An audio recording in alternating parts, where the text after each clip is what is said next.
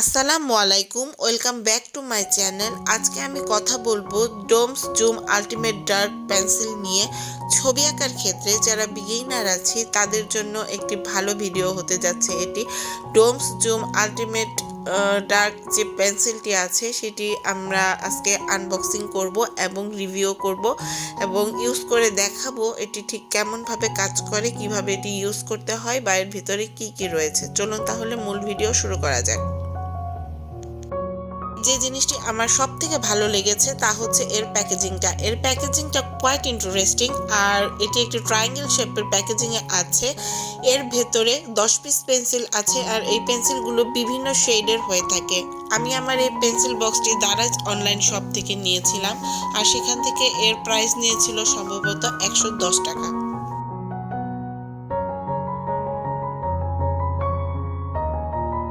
Pencil বক্সের ভিতরে আমরা পেন্সিলগুলির সাথে একটি শার্পনার এবং একটি ইরেজারও পাবো। চলুন তাহলে এটি এবার খুলে দেখি এর ভিতরে ঠিক কি কি রয়েছে। আমি বক্সটি খোলার চেষ্টা করছি আর দেখবো এর ভিতরে ঠিক কি কি রয়েছে। তো প্রথমে আমি যে ইরেজার এবং শার্পনারের কথা বলেছিলাম সেই দুইটি জিনিস আমি পেয়ে গিয়েছি। এখন আমি পেন্সিল বের করব। তো পেন্সিল বের করার জন্য আমি অন্য একটি সাইড খুলে পেন্সিলগুলো বের করার চেষ্টা করছি। এই যে পেন্সিলগুলো, আর পেন্সিলগুলোর কালার খুব মাইল্ড একটা কালার আর খুব সুন্দর দেখতে পেন্সিলগুলি। আমরা ছবি আঁকার ক্ষেত্রে যারা বিগিনার আছি তারা এই পেন্সিলগুলো অনায়াসেই ইউজ করতে পারি আর খুব ভালো কাজ করে কি খারাপ কাজ করে সেটি আপনারা ইউজ করলেই বুঝতে পারবেন। তো চলুন আমরা তাহলে এখন দেখি যে এখানে কেমন কেমন পেন্সিল আছে। তো পেন্সিলের ক্ষেত্রে আমি যেটা বলবো, এখানে 3টি শেডের পেন্সিল আছে। আর 3টি শেডের পেন্সিল বলতে এক শেড খুব গাঢ় কাজ করবে, তারপরের শেডটা আরেকটু হালকা কাজ করবে, তারপরের শেডটা আরেকটু হালকা কাজ করবে। মানে পিঙ্ক কালারের যে পেন্সিলগুলো এগুলো খুব হালকা শেডের হয়ে থাকে। পার্পল কালার পেন্সিলগুলো সব থেকে হালকা শেড দিবে আর মাঝখানের ব্লু কালারের পেন্সিলগুলো সব থেকে ডার্ক শেড দিবে। মানে ডার্ক শেডিং এর জন্য আপনি মাঝখানের ব্লু পেন্সিলগুলো ইউজ করতে পারবেন। ছবি আঁকার ক্ষেত্রে যারা বিগিনার আছেন তারা আপনাদের বিভিন্ন শেড প্র্যাকটিস করার জন্য এই পেন্সিলগুলো ভালোভাবে কাজে লাগাতে পারেন, কারণ এখানে বিভিন্ন শেডের পেন্সিল থাকার কারণে আপনি বিভিন্ন শেডিংয়ের কাজগুলি পেন্সিল দিয়ে দ্রুতই শিখে যেতে পারবেন আর প্র্যাকটিস করতে পারবেন। সেক্ষেত্রে এই পেন্সিলগুলো আপনাকে অনেক বেশি হেল্প করবে। এখন আমি এখানে থাকা একটি পেন্সিল নিয়ে এবং এর বক্সের ভিতরে থাকা যে শার্পনারটি রয়েছে সেটি দিয়ে এই পেন্সিলটি শার্প করব এবং আপনাদের দেখাবো যে এর শার্পনারটি কতটুকু ভালো কাজ করে আর পেন্সিলটি ভেঙে যায় কিনা শার্প করার সময় বা অন্য কোনো প্রবলেম ফেস করতে হয় কিনা। আমি এখন এই শার্পনারটি দিয়ে শার্প করার চেষ্টা করছি। এটি বেশ ভালোভাবে শার্প হচ্ছে। আর আমি যেটা খেয়াল করছি যে পেন্সিল শেভিং যেগুলো আছে সেই জিনিসগুলো খুব তাড়াতাড়ি ভেঙে যাচ্ছে না এবং নষ্ট হয়ে যাচ্ছে না।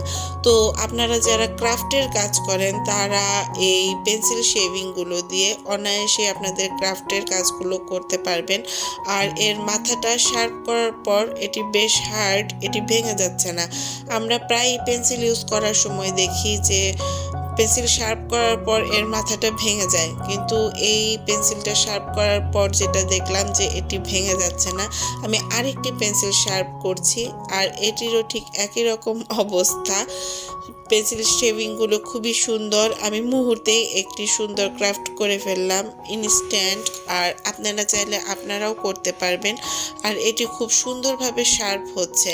তো এখন চলুন আমরা দেখব যে এটির শেডিংগুলো কিভাবে কাজ করে।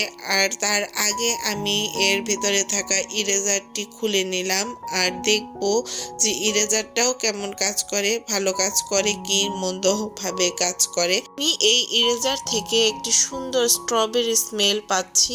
স্মেলটা বেশ সুন্দর এবং ভালো লাগলো আমার কাছে। পেন্সিল শেভিংগুলোর মধ্যে আমি কিছু আঁকার চেষ্টা করছি, আর সেই জন্য আমি একটি পেন্সিল নিয়ে নিয়েছি। আমি এখানে কিছু পাতা আঁকবো আর দেখবো এটি আসলেই ভালো কাজ করে কিনা।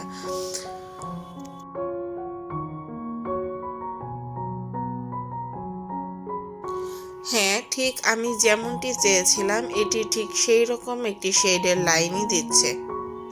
এখন আমি 3টি শেডিংই দেখব কোনটির কালার কতটুকু হালকা বা গাঢ় হিসেবে রয়েছে। ব্লু কালারের পেন্সিলটি একটি ডার্ক শেড দিচ্ছে। পার্পল কালার পেন্সিলটি খুবই হালকা শেড দিচ্ছে, একদমই লাইট শেড দিচ্ছে। আর পিঙ্ক কালারের পেন্সিলটি পার্পল কালারের থেকে আরেকটু বেশি গাঢ় শেড দিচ্ছে।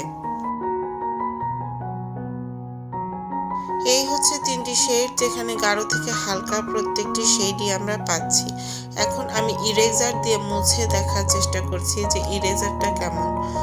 ইরেজারটাও বেশ ভালো, কারণ অনেক বেশি ডার্ক যে শেডটা ছিল সেটা খুব সহজেই আমি রিমুভ করতে পারলাম, আর সঙ্গে যে হালকা হালকা শেডগুলো ছিল সেগুলোও সুন্দরভাবে রিমুভ হয়ে গেছে। তো আমি এর ইরেজারের রিভিউটাও ভালো দেব।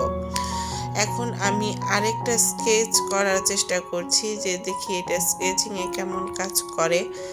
তো আমি একটু স্কেচ করে নিলাম, আর ইরেজারটা দিয়ে মুছে আমি একটু একটা শেপ, হার্ট শেপ করে নিলাম, যেটা দিয়ে আমি একটু 3D একটি স্কেচ করার চেষ্টা করব। দেখা যাক কি হয়।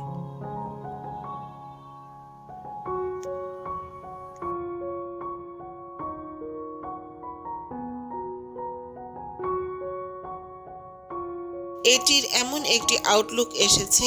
এই পেন্সিল বক্সের যে বেসিক জিনিসগুলো, সেই জিনিসগুলোই আমি আপনাদের জানিয়ে দেওয়ার চেষ্টা করলাম। এর থেকে বেশি এই পেন্সিল বক্সের ভিতরে আর কিছু নেই। ছবি আঁকার ক্ষেত্রে যারা বিগিনার আছেন তারা এই পেন্সিল বক্সটি অ্যাফোর্ডেবল প্রাইসের মধ্যে কিনে নিয়ে খুব সহজেই আপনাদের শেডিং প্র্যাকটিস বা স্কেচ প্র্যাকটিস করার জন্য ইউজ করতে পারেন, আর এটি আপনার জন্য খুব হেল্পফুল হবে। ধন্যবাদ।